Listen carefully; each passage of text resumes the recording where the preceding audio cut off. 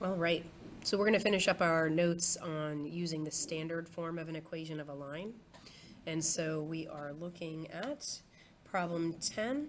We're going to be given some information and we need to write an equation of the line in standard form eventually. So this is, remember, on our page where when we're converting to standard form, we're going to simplify once we have any equation, simplify both sides.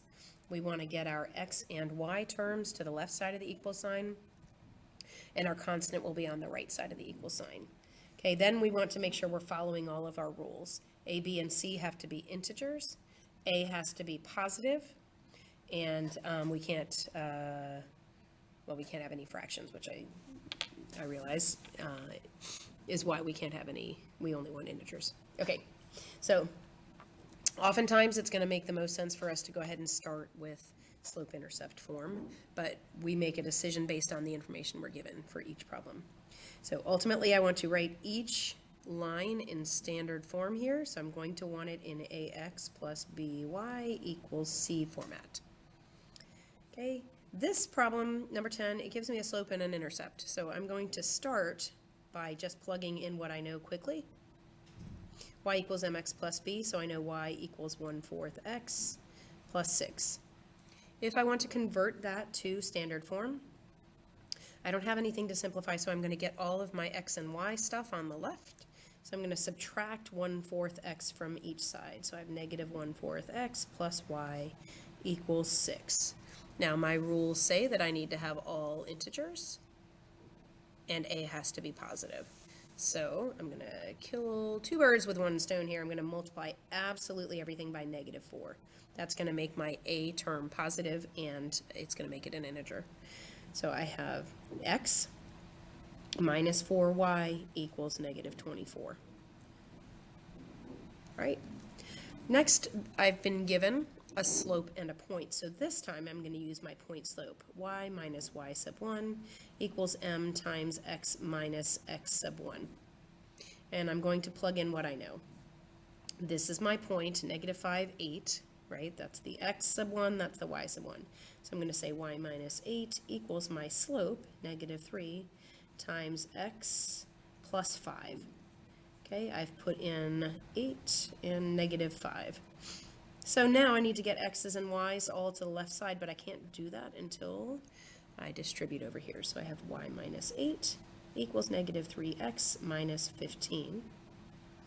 So I'm going to add 3x to each side. I have 3x plus y minus 8 equals negative 15.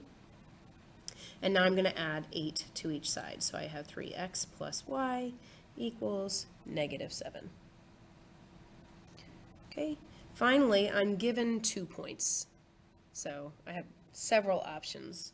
What I'm going to do first is find my slope, and remember that's going to be the change in y over the change in x. So I have negative 7 minus 7 all over 5 minus negative 2, so it makes it 5 plus 2. So I have negative 14 over 7, which equals negative 2. That is my slope. I'm going to use point slope here because I actually have 2 points to choose from and I now have a slope. I'm going to choose the first point just because it's there.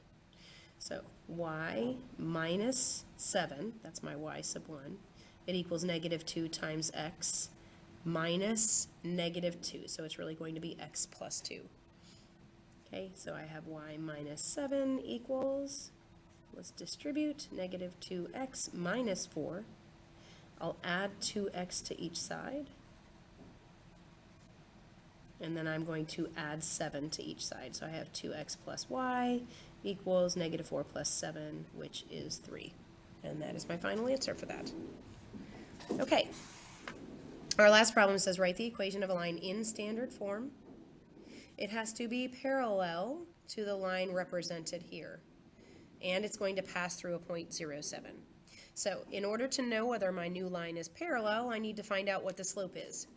Parallel lines have exactly the same slope. So I need the same exact slope. So if we go back in our notes,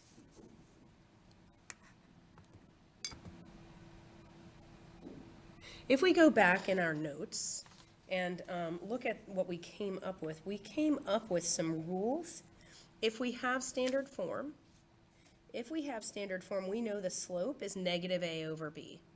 So if you remember that, or you can see that in your notes, that the slope is going to be negative a over b, we can use that information, right? So I can say m equals negative a over b when I'm looking at standard form. But if you didn't remember that, that's okay. You can write this out as slope-intercept form too, okay? Either way, if you rearrange that, solve for y, you can find your slope that way.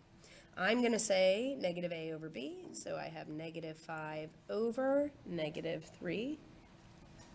And so I know that means that my slope is actually 5/3, right?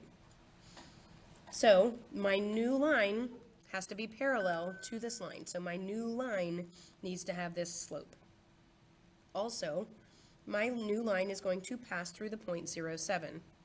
Super convenient, that's 0, 7, because that's the y-intercept, right? So I know that this means b equals 7. How nice is that, that's what I got? So I'm going to say that my equation of the line in slope-intercept is y equals 5/3 x plus 7. I want to write this in standard form, though, so I'm going to subtract 5/3 from each side. And then I need to have a be positive, and it cannot have a fraction. So we're going to multiply by negative 3. Multiply every single thing by negative 3. What that does is it gives me 5x minus 3y equals negative 21. All right. Good luck. Check your homework.